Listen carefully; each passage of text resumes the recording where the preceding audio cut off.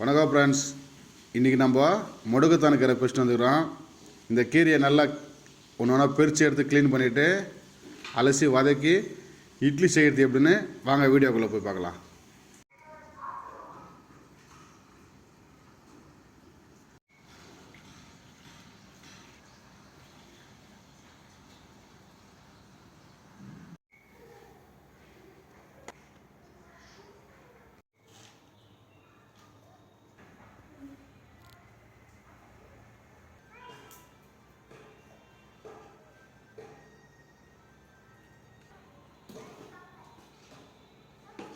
தயிரை நல்லா மிக்ஸியில் அரைச்சி மாவில் நல்லா மிக்ஸ் பண்ணிக்கணும்.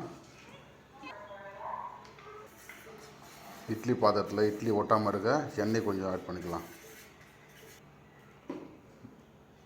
இட்லி மாவையும் முடக்கத்தான் தயிரையும் மிக்ஸ் பண்ண நல்ல மாவை நல்லா மிக்ஸ் பண்ணி இப்போது இட்லியில் ஊற்றலாம்.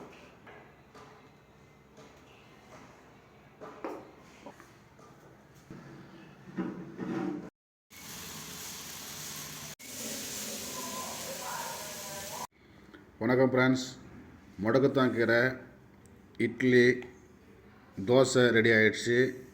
இது முட்டி வலிக்கு பாத எரிச்சலுக்கு இந்த கீரை ரொம்பவும் வைத்தியத்துக்கு நல்ல கீரை. உங்கள் பக்கத்தில் இருந்தால் இதை எடுத்து பறித்து பயன்படுத்தி சாப்பிடுங்க. ஓகே, பாய்.